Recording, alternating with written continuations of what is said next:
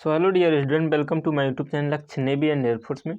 तो चलिए आज की वीडियो स्टार्ट करते हैं। ध्यान से देखिएगा, आपका 50 क्वेश्चन आपके लिए पूरा कम्प्लीटली है और जिसमें आपका तीनों पार्ट आपको पता है।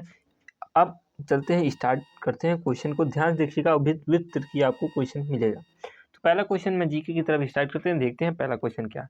ईटानगर कहाँ की राजधानी है? ध्यान से देखिएगा, बहुत इंपॉर्टेंट क्वेश्चन। तो जैसा कि आप लोगों को पता है, ईटानगर कहाँ की है भैया? Arunachal Pradesh. Option number C the right answer हो जाएगा। आगे की तरफ चलते हैं। नेक्स्ट क्वेश्चन मैंने बोला है कि राजधानियां देख लीजिएगा, पक्का 1 क्वेश्चन एग्जाम में बन सकता है। तो आपको क्या है, मैंने राजधानी की वीडियो भी बना चुकी है, आप जाके देख लीजिएगा। ज़्यादा से ज़्यादा 5 मिनट की वीडियो होगी, बहुत है उसके लिए। नेक्स्ट कहता है, पोंगल निम्न में से किस राज्य का त्यौहार है? तो आपको बताना है पोंगल किस राज्य का त्यौहार है। जैसा कि आपको पता है कि पोंगल जो आपका Tamil Nadu. Option number B the right answer हो जाएगा। आगे की तरफ चलते हैं। नेक्स्ट क्वेश्चन इन्होंने कहा भारत व चीन के बीच की रेखा में, बहुत बार मैंने रेखा की बातें की जा रही है, तो चीन की दीवार कभी ना कहिएगा। तो option number B the right answer, McMahon रेखा। और डूरंड मैंने बताया था कहाँ पे, अफगानिस्तान की बातें। नेक्स्ट कहा कि विश्व में सबसे बड़ा मरुस्थल है, तो विश्व का सबसे बड़ा जो मरुस्थल है, आप याद रखिएगा, सहारा का मरुस्थल। Option number is the right answer. Next इन्होंने कहा कि अर्जुन पुरस्कार किसको दिया जाता है? तो आपको पता है कि अर्जुन जो पुरस्कार दिया जाता है वो खिलाड़ी को दिया जाता है। खिलाड़ी के कोच को कौन सा दिया जाता है? द्रोणाचार्य पुरस्कार।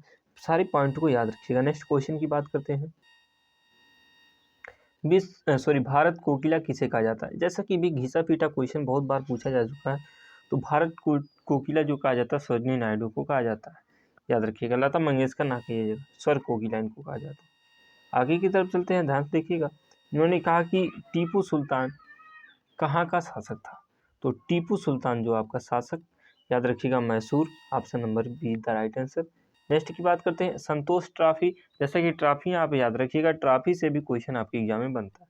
तो संतोष रखिएगा, धैर्य रखिएगा। फुटबॉल खेलते खेलते, फुटबॉल जितना खेलेंगे उतना संतोष आपको करना है, याद रखिएगा। Option number B the right answer. Next इन्होंने कहा कि भारत ने दूसरा अणु परीक्षण कहाँ किया था? तो दूसरा परीक्षण जो कहाँ पे किया था? पोखरण में। Option number A the right answer हो जाएगा। आगे की तरफ चलते हैं, ध्यान देखिएगा। नेक्स्ट क्वेश्चन इन्होंने कहा कि कांग्रेस की स्थापना किसने की? ये जितने भी क्वेश्चन है आपके सारे प्रीवियस ईयर में पूछे जाएंगे, पूछे जाने वाले, पूछे गए हैं और पूछे जाने वाले भी हैं, रिपीटेड क्वेश्चन होते हैं। तो कांग्रेस की स्थापना सर यो हुम ने 1885 ईस्वी में की थी, याद रखिएगा। उसके जो अध्यक्ष थे व्योमेश चंद्र बनर्जी। तो यहाँ से ऑप्शन नंबर क्या आ जाएगा? ए द राइट आंसर हो जाएगा।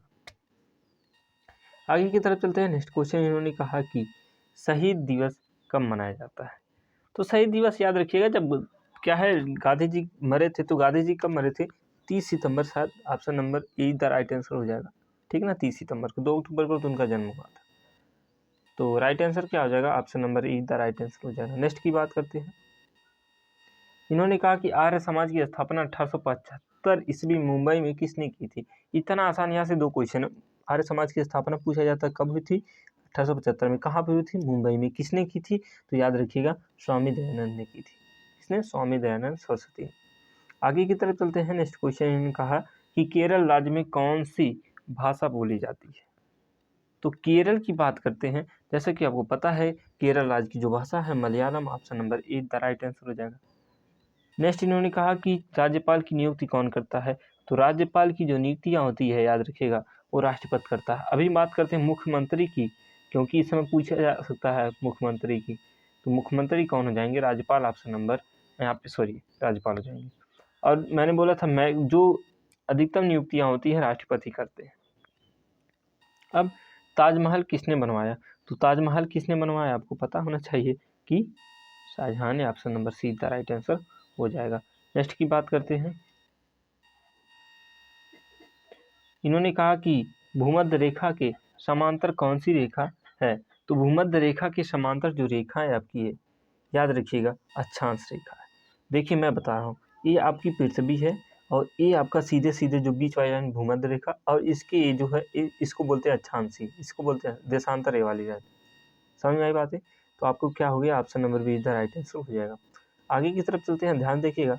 उससे पहले यदि आप चैनल पर नए हैं तो चैनल को सब्सक्राइब कर लीजिएगा और बेल आइकन दबा लीजिएगा ऐसी वीडियो पाने के लिए, क्योंकि आपको डेली ऐसी वीडियो डेली आपको क्यूज मिलती रहेगी। और बाकी आपकी वैकेंसी आने पर बहुत धांसू आपका बैच भी चलेगा, ध्यान से, वो भी फ्री ऑफ कॉस्ट। नेक्स्ट कहता है सीमांत गांधी के नाम से कौन जाने जाते हैं। तो सीमांत गांधी जैसे कि मैंने बहुत बार बताया है कि Khan Abdul Ghaffar Khan, option number C the right answer हो जाएगा, राइट आंसर। आगे की तरफ चलते हैं। नेक्स्ट इन्होंने कहा कि भारत की कानून की सर्वोच्च संस्था कौन सी है। तो सर्वोच्च संस्था जो कानून की है, याद रखिएगा, सर्वोच्च न्यायालय, option number B the right answer हो जाएगा। नेक्स्ट इन्होंने कहा कि पेंटागन कहाँ पर स्थित है। तो पेंटागन, ये भी रिपीटेड क्वेश्चन है, मानसिक गठन, option number D the right answer. Next इन्होंने कहा कि भारत में प्रथम रेलगाड़ी मुंबई से कहाँ तक चली थी। तो रेलगाड़ी से थाने तक चली थी, याद रखिएगा। नेक्स्ट की बात करते हैं, ध्यान देखिएगा। इन्होंने कहा कि भारत का प्रथम उपग्रह कौन सा है। तो भारत का प्रथम उपग्रह बहुत इंपॉर्टेंट है, आपकी एग्जाम में पूछा जा चुका है, Aryabhatta, option number A the right answer हो जाएगा। नेक्स्ट इन्होंने कहा कि राष्ट्रीय एकीकरण मतलब एकता दिवस कब मनाया जाता है। तो एकता दिवस, जैसा कि आप ऑप्शन देख रहे हैं, उपरोक्त में से कोई नहीं, option number D the right answer हो जाएगा, क्योंकि एकता दिवस जो क्या है 31 अक्टूबर को मनाया जाता है। ठीक, देख लीजिएगा, सर्च कर लीजिएगा, 31 अक्टूबर को मेरे अनुसार तो मनाया जाता है। अब आप देख लीजिएगा। आगे की तरफ चलते हैं, ध्यान देखिएगा। नेक्स्ट क्वेश्चन इन्होंने कहा कि प्रमुख यमोत्तर या प्राइम मेरिडियन कहाँ से होकर निकलती हैं। तो प्रमुख यमोत्तर या प्राइम मेरिडियन जो निकलती है वो ग्रीनविच से निकलती है, option number A the right answer हो जाएगा। नेक्स्ट इन्होंने कहा कि भारतीय चावल अनुसंधान संस्थान कहाँ पर स्थित है। तो चावल अनुसंधान जो संस्थान है कटक, रिपीटेड क्वेश्चन है, option number D the right answer. Next की बात करते हैं, सर्वोच्च न्यायालय में नियुक्त होने वाले प्रथम महिला जज, मैंने जज की भी बारे में बात की थी, जज कौन से होंगी, फातिमा बीबी, मैंने बोला था फातिमा बीबी कहीं पे भी हो, तो ऑप्शन नंबर क्या हो जाएगा, सीधा राइट आंसर हो जाएगा। तो आगे की तरफ चलते हैं, ध्यान देखिएगा। मैथ का वीडियो जो है जोरदार वीडियो, अगर आपको लगेगा ट्रिक अच्छा लगेगा तो तुरंत वीडियो को लाइक कर दीजिए। कुछ लोग क्या है चैनल को सब्सक्राइब किए रहते हैं और दोबारा कर देते हैं, तो इससे क्या है आप अनसब्सक्राइब हो जाते हैं। तो अगर मैं आप बता दूं, अगर रिजल्ट लिखा रहेगा सब्सक्राइब, अगर आप देखिए सब्सक्राइब किए रहेंगे तो ए ब्लैक हो जाएगा, अगर सब्सक्राइब नहीं किए रहेंगे तो क्या है रेड ही रहेगा, तो ये कंडीशन होती है। आगे की तरफ चलते हैं, देखते हैं इन्होंने पहला क्वेश्चन कहा है कि एक विद्यार्थी 1110 अंक प्राप्त करता है, 3% से फेल हो जाता है, तो यदि 40% प्राप्त होता तो पास, मतलब यदि पास अंक क्या है 40% हो तो पास अंक कितना होगा। ध्यान समझिएगा, इन्होंने कहा कि 40 की वैल्यू। अब हमको आप जरा बताइए, क्या भैया इतना अगर पा जाता, 3% से फेल हुआ ना, तो अगर मतलब वो कितना पा होगा 37, और 37% की वैल्यू कितने हैं 1010। जरा आप हमको बताइए, एक ऐसा ट्रिक बताऊंगा कि ज़िंदगी भर कहोगे हाँ भैया कुछ है। यहाँ पे मैं मुझको बताइए, भाग देंगे, 7 का पहाड़ है 0 बार, मतलब 7 धाम में 10 ही हो सकता है। यहाँ से 3 का कितनी बार जाएगा, 3 त्रिक के 9, मतलब 1 की वैल्यू अगर देखी जाए तो 30 हो गई, हुआ कि नहीं भैया। अब हमको बताइए यहाँ पे 40% की वैल्यू पूछी जा रही है, तो 40% की वैल्यू क्या आ जाएगी, 40 गुणे 30 मतलब 4 3 1200। तो कौन सा ऑप्शन होगा, option number B the right answer. बोलिए, यदि ट्रिक अच्छा लगा हो तो तुरंत वीडियो को लाइक करिएगा, तो चैनल को सब्सक्राइब कर लीजिएगा और वीडियो को शेयर करना ना भूलिएगा, क्योंकि ऐसा ढासू बैच आपका चलता है, 20 मिनट में आपको पूरा क्वेश्चन आपका सॉल्व हो जाएगा। आगे की तरफ चलते हैं, इन्होंने कहा कि चीनी का मूल्य 25% बढ़ गया तो कितनी खपत कम की जाए कि खर्च ना बढ़े। तो जरा बताओ, जब भी बढ़े तो 25 कर दो ऊपर, और कितना बढ़ा है तो 25% मतलब क्या हो जाएगा 125 हो जाएगा, गुणे 100 हमेशा ही करिएगा। तो क्या कर 25 से करने 25 और 25 बच्चे 125, 5 से काटेंगे तो कितना हो जाएगा 20%। आपका क्या आंसर आने वाला है 20%। कौन सा option, option number B the right answer हो जाएगा। बोलिए, आपको ट्रिक अच्छा लगा कि नहीं। ऐसे आप एग्जाम में करेंगे, जल्दी से जल्दी क्वेश्चन को गेन कर पाएंगे। नेक्स्ट उन्होंने कहा कि यदि किसी राशि का 5%, 7.5% तथा 75% भाग खर्च हो गया तो 15% उनका शेष बचता है। जरा हमको बताइए कितना बचा, 15%, 15 रुपया, तो 75 ये हुआ, 75 5 80, 80 87, 87.5 हो गया, 100 में से 87.5 घटाओगे, अरे 100 में से 87.5 घटाओगे तो मिलेगा 12.5, 12.5 की वैल्यू क्या है 15, क्योंकि शेष परसेंट यही है ना। अब कहोगे कुल खर्चा मतलब 100% की वैल्यू पूछी जा रही, तो कहोगे 15 गुणे 100 बटे 12.5, ध्यान समझिएगा 12.5। अब कहेंगे 12.5 से काटेंगे तो क्या बार जाएगा, 8 बार जाएगा, कितना बार जाने वाला है 8 बार। तो यहाँ पे 15 बट्ठे 120, तो 15 बट्ठे 120 option number B the right answer हो जाएगा। ऐसे आपको करना है, आप आराम से बेसिक से लगाओगे तो लंबी जाएगा। नेक्स्ट इन्होंने कहा कि दो गाड़ियाँ 200 किलोमीटर की दूरी एक दूसरे की तरफ तय करती हैं। 200 मीटर दूरी है, पूरा टोटल जो दूरी 200। इन्होंने कहा कि तरफ क्रमशः 40 तथा 35 किलोमीटर की गति से चलती हैं। कुल दूरियां 200 है। इन्होंने कहा कि एक 40 एक क्या है 35, तब 4 घंटे बाद इनके बीच की दूरी जरा 4 घंटे बताइए। 4 चौके 16, ए द्वारा कितना हो जाएगा 160 और 4 35 चौका कितना हो जाएगा कहेंगे कि 140 हो जाएगा। अब कुल दूरियां कितनी है 200 है, तो यहाँ से क्या आ जाएगा 100 खत्म 200 हो जाएगा, बचा क्या 60 और 40 कितनी दूरी आ जाएंगी इनके बीच की दूरियां 100 kilometre. Option number D the right answer हो जाएगा। ऐसे ऐसे आप क्वेश्चन को कर सकते हैं। आगे की तरफ चलेंगे। इन्होंने कहा एक वृत्त का अर्धव्यास दोगुना कर दिया जाए तो क्षेत्रफल। जरा हमको बताइए वृत्त का अर्धव्यास मतलब त्रिज्या की बात की जाए, त्रिज्या की वैल्यू 2r हो गई, तो क्या है इनका क्षेत्रफल क्या होता है पाई आर स्क्वायर ना, तो आर यहाँ पे 2r हो जाएगा। 2 का क्या होता है 4 गुना, 2 का क्या होता है 4, तो 4 गुना option number D the right answer हो जाएगा। आगे इन्होंने कहा कि ए तथा बी एक काम को, ए प्लस बी एक काम को 12 दिन में करते हैं। ध्यान समझिएगा, इन्होंने कहा कि बी अकेला उस काम को 36 दिन में करता है। जरा इनका एलसीएम निकाल लो, कितना हुआ 36, ए कितनी बार 3 बार, एक बार। इन्होंने कहा ए उस काम को कितना है, तो इसमें से घटा देंगे ए की वैल्यू पता चल जाएगी। ए की वैल्यू क्या हो जाएगी 2, और 2 से काटेंगे 36 को कितनी मर जाएगा 18 बार, तो ऑप्शन नंबर क्या हो जाएगा बी द राइट आंसर हो जाएगा 18 दिन। तो समझ में आई ट्रिक, तो ऐसे भी आप कर सकते हैं। आगे की तरफ चलते हैं, ध्यान देखिएगा, थोड़ा सा फास्ट लग रहा है मैं समझ पा रहा हूँ, तो आप क्या ध्यान से देखिएगा वीडियो, आपको सारा कॉन्सेप्ट समझ में आने वाला। नेक्स्ट जब भी ऐसा क्वेश्चन है देखिए आप एलसीएम लगाएंगे, मैं तो कुछ नहीं लगाने वाला, बस आपको डायरेक्ट बताऊंगा बाई ऑप्शन। इन्होंने कहा 6, 8, 10 और 12 से भाग दे तो प्रत्येक दशा में 1, 3, 5, 7 बचे। जरा हमको आप खुद जरा बता दीजिए, सोचिए जरा, आप खुद देखिए। पहली संख्या इन्होंने कहा कि 6 से भाग देनी है और 1 बचता है, तो इसमें तो 1 बचेगा ही नहीं, इसमें 1 बचने वाला, इसमें तो बचेगा ही नहीं, इसमें बचने वाला, 2 ऑप्शन बच गए। अब जरा दूसरा ऑप्शन थोड़ा सा दूसरा उठा देते हैं। इन्होंने कहा कि अगर 10 से, तीसरी पॉइंट इन्होंने कहा कि अगर 10 से भाग दिया जाए तो 5 बचता है, तो 10 से भाग दीजिए, इसमें 5 बचने वाला एकदम नहीं, तो किसमें option number D the right answer. Next कहता है इन्होंने 8 नंबर वह समीकरण ज्ञात कीजिए जिसमें मूल -4a और -3a है। जरा इसका एक कंसेप्ट समझिएगा, मैं आपको बताता हूँ। फार्मूला होता है क्या x² minus alpha plus beta into P क्या होता है plus x into alpha into beta, ये फार्मूला होता है। जरा हमको आप सोच लीजिए, आप खुद बताइए 4 3 कितना होगा 7, और कौन से ऑप्शन में 7, कोई ऑप्शन नहीं, तो option number A the right answer हो जाएगा। इतना आसान कंसेप्ट है, देख लीजिए फिर से आप ऑप्शन देख लीजिए, किसी में 7 है नहीं है ना, तो ऑप्शन नंबर कौन सा होने वाला ए द राइट आंसर। आगे की तरफ चलते हैं। देखिए बाई ऑप्शन करोगे, बेसिक वोसिक लगाना छोड़ दो ज़िंदगी में, पहले बेसिक अगर तैयार रहेगा तभी कर पाओगे, अन्यथा भैया मतलब एक ट्रिक भूल जाओगे तो बेसिक भी नहीं लगा पाओगे। तो नेक्स्ट देखिए क्या है, इसका भी मैं एक ही बार छूँगा। इन्होंने कहा 1 - 8p³, इसको हम लिख सकते हैं 1 - 2p का 1³ - 2p³। जरा हमको बताइए जब यहाँ पे माइनस होता है ना, दूसरा वाला जो ब्रैकेट होता है वो प्लस में होता है, तो दूसरा वाला ब्रैकेट दोनों प्लस किस में है, इस वाले में है, लेकिन पहला वाला प्लस तो खत्म हो जाएगा, पहला वाला माइनस होना चाहिए। Option number E the right answer. बस ऐसे ही आपके एग्जाम में आएंगे क्वेश्चन, और कुछ नहीं होता। बाकी आप समझदार हैं, option number E the right answer हो जाएगा। कौन समय बर्बाद करेगा भाई। आगे इन्होंने कहा कि किसी वृत्त की ए बी और सी डी दो जीवाएं हैं जिनकी लंबाई 5 सेंटीमीटर और क्या है 11 सेंटीमीटर है, इनके बीच की दूरी 3 सेंटीमीटर है, तो वृत्त की त्रिज्याएं याद कीजिए।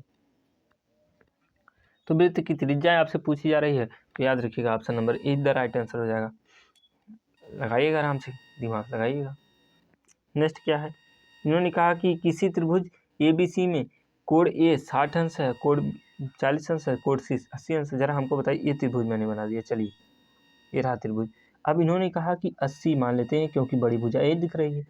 अब 80 हो गई, और ये छोटा सा वाला 40 बना दिया मैंने, और ये वाला 60 बना दीजिए। जरा देखिए इन्होंने कहा कौन सी भुजा बड़ी होगी, ये इसके सामने वाली बड़ी होगी ना, ये कौन सा होगा, कोण C हो गया, और एक कोण B हो गया, एक कोण A, तो भुजा कौन सी होगी BA कौन सी भुजा, option number C the right answer. बोलिए सबसे बड़ी यही होगी ना, तो है क्या कंसेप्ट। आगे की तरफ चलते हैं। एक 25 मीटर लंबी सीढ़ी इस प्रकार रखी है कि 24 मीटर क्या है 24 मीटर ऊंची खिड़की तक पहुंच सके। सीढ़ी को दूसरे ओर रखने पर 7 मीटर उस स्थान पर पहुंचती है। इन्होंने कहा 25 मीटर लंबी सीढ़ी इस प्रकार रखी है कि 24 मीटर ऊंचे, ये 25 है, ये क्या है, ये 24 है। इसका एक कंसेप्ट आसान है, मैं बता रहा हूँ, 7 स्थान पर तक पहुँच सके। तो गली की चौड़ाई क्या होगी। तो इन्होंने पूछा कि क्या है, गली की चौड़ाई आपको बतानी है। तो गली की चौड़ाई, इनको दोनों को प्लस कर देंगे, क्या आ जाएगा 27 4 31। आपका option number C the right answer हो जाएगा। आगे की तरफ चलते हैं, ध्यान समझिएगा, बिना कंसेप्ट लगाए आपने आराम से क्वेश्चन को कर लिया। आवृत्त का एसआई मात्रक है, जरा हमको बताए आवृत्त का एसआई मात्रक क्या होता है। याद रखिएगा, एसआई मात्रक की बात करते हैं, आवृत्त का तो मीटर पर सेकंड होता है। क्या होता है, मीटर पर सेकंड।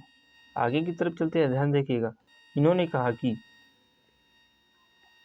रेगिस्तान में मृग तीसरा या मृग मरीचिका किस प्रक्रिया के कारण होता है। तो मृग मरीचिका जो होता है, याद रखिएगा, द्वि अपवर्तन के कारण होता है। किसके कारण, द्वि अपवर्तन, जिसे बोलते हैं पूर्ण आंतरिक परावर्तन। नेक्स्ट इन्होंने कहा कि निम्न में विद्युत का कुचालक है। तो विद्युत का कुचालक देखिए, विद्युत का सुचालक ग्रेफाइट होता है, नमक का घोल, नाइट्रिक एसिड, शुद्ध पानी, याद रखिएगा शुद्ध पानी कुचालक होता है।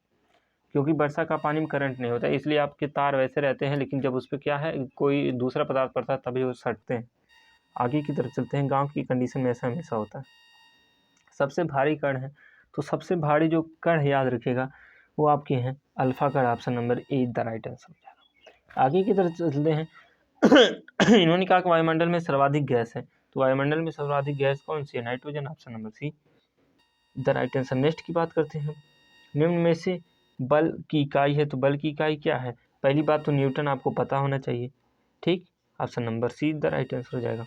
नेक्स्ट की बात करते हैं, दूध को मथने से क्रीम अलग हो जाती है, ऐसा कैसे होता है। याद रखिए, गुरुत्वाकर्षण होता नहीं, त्वरण होता नहीं, अपकेंद्री होता है।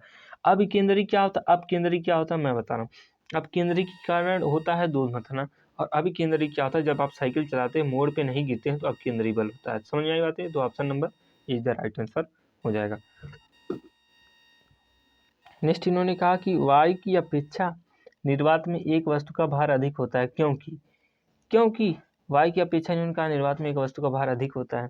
इसका रीजन यही है कि निर्वात में उछाल बल नहीं होता है। निर्वात में क्योंकि उछाल बल नहीं होता, इसलिए क्या है, भार अधिक नहीं होता। आगे की तरफ चलते हैं, एड्रीनल ग्रंथि हार्मोन स्रावित करती है। एड्रीनल, जो एड्रीनल होती है, याद रखिएगा, कार्टिकोस्टेरोन, एल्डोस्टेरोन और nor adrenaline. Option number D the right answer. ये तीनों निकलती।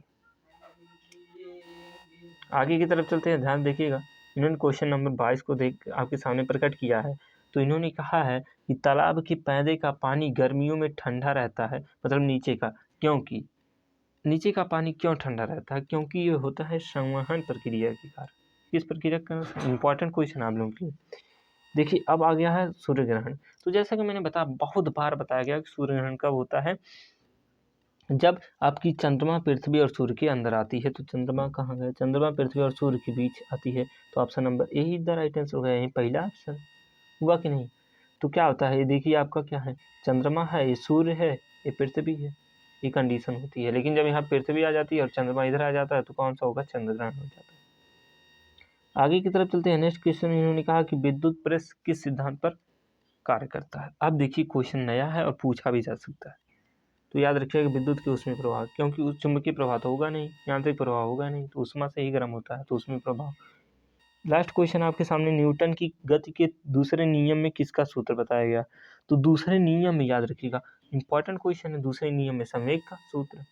तो option number C the right answer. तो यदि आप लोगों को वीडियो अच्छा लगता है तो वीडियो को लाइक कर दीजिएगा और चैनल को सब्सक्राइब कर लीजिएगा। मिलते हैं नेक्स्ट वीडियो में, तब तक के लिए जय हिंद, वंदे मातरम।